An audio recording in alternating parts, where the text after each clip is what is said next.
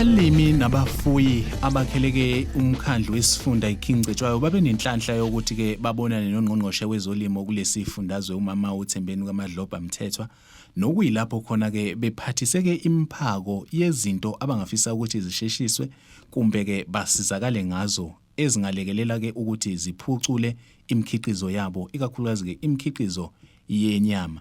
Mbukeli ke ngaphambi ukuthi siye kubona ke umphakathi asikhulume naye ke ungqongqoshe ukuze nje asichazele ngeinhlelo zosuku uma ngabe sithi ke abakhulume.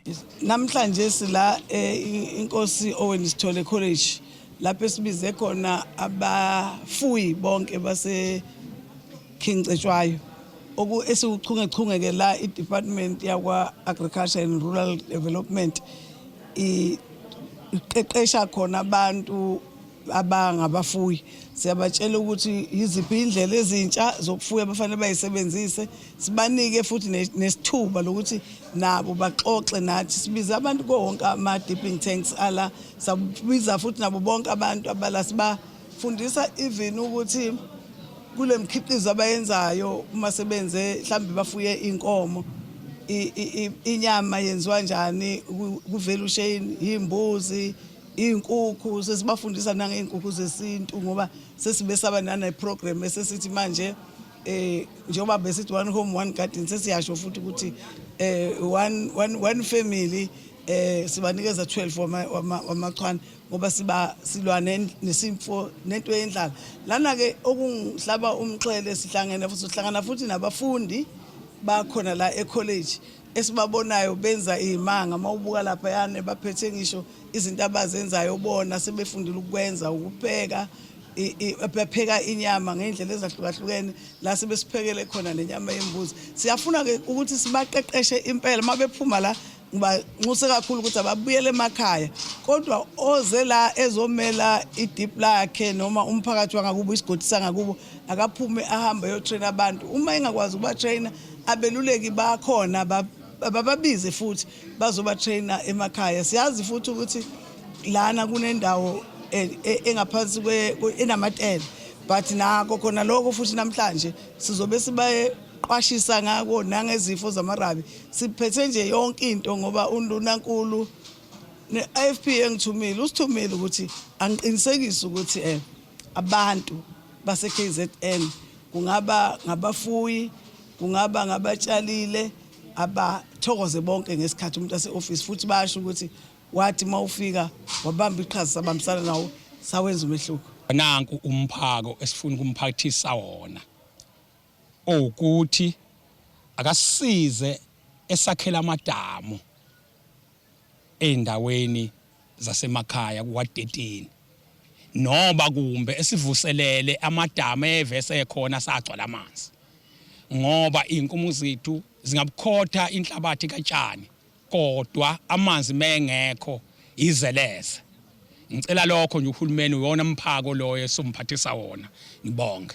Siyafisa ukuthi ungqongqoshe mayifika nje kube khona akasiphathela khona ngoba sekukaningana esethembisa kodwa impumelelo ingabibikho.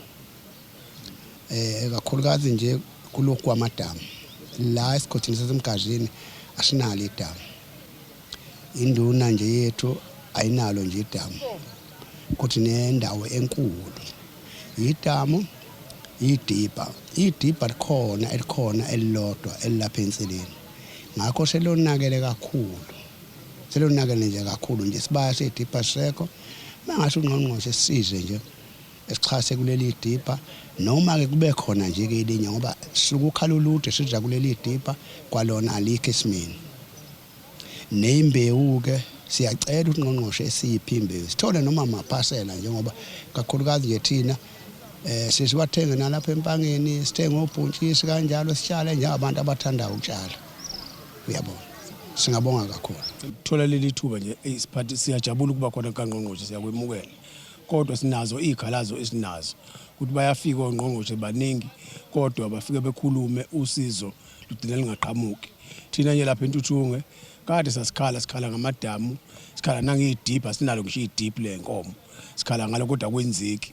Manje sesike sithi ukufika koNgqongqoshe sazi noma basuke bezosiza noma mhlawumbe basuke bevakashile nje 2 okwesibili sinendawo esilimayo njengabantu abane cooperatives bathi abazolima senza i-co-op sayenza sinendawo engango 720 hectare esayibiya enye sisebenzisayo njengamanje u5 hectare asilimeleki asikwazi ukulima asikwazi ukuyilima asikwazi ukusizakala sithi siyanqonqoza eminyangweni oagriculture njengo-agriculture zembonambi bakutshela ukuthi uganaganda bafile abasebenzi uthi uyaza nale icwaka bekutshela uganaganda bafile abasebenzi sasijabula-ke sibona uganaganda befika embonambi siyitshela ukuthi xa imini edondotha sayitshela ukuthi susizakala endaweni yakwamthetho emva kwalokho labo uganaganda bahamba babefike nongqongqoshe uphambilini kwakusitole emloyi namhlanje makufika ungqongqoshe eza kuthina siyacabanga mhlawumbe kukhona umehlukazo ozokwenzeka singajabula mangabe kungeve ngoba ukuthi uzokwenzela na ukuthi uzoheha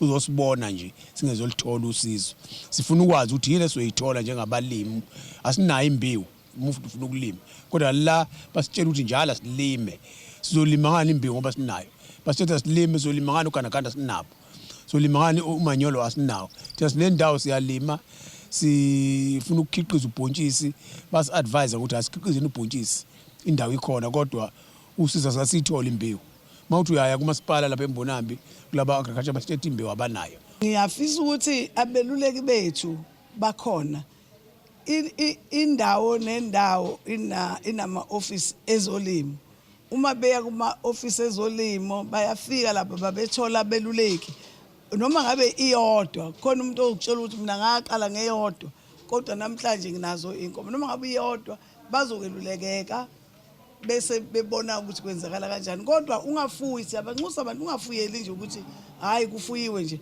la bazoqeqeshwa abantu ukuthi bawenza kanjani bona bezenzela amabhele njengoba kunesomiso nje njengoba futhi kunesomiso uma ngabe inkomo zibonakala ukuthi ziweak imiphi imithi eqondene nalezo zimo siyabaqeqesha impela kodwa futhi ngiyafisa ukuthi bayingathi mengithe sise inkosi Owen sithole engathi sigcina la sihambela wonke ama districts awu 11 ase KZN sikwenza lokhu sihamba through ama colleges ethu kodwa yikho I district yaKwaZulu Natal esizoyishiya ngaphandle.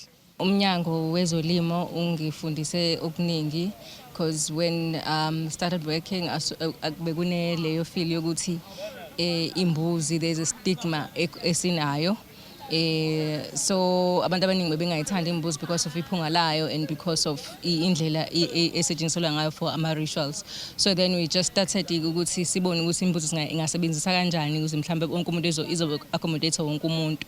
And then sasaqala ke sathatha imbuzi from our farm nama students then siyasilotharisha thina si debone senze all ama processes bese senze ama products ahlukahlukene ama products anjengama boerewors njengama patty ama burger patties ama meatballs ama kebabs sisebenzisa yona njalo inyama yembuzi ukuze izokwazi ukuthi wonke umuntu ayamukele nokuthi wonke umuntu ayijabulele ukuthi ayidla ngayidla mhlambe inyama nje kuphela isuke ibilisiwe uma kunemicimbi.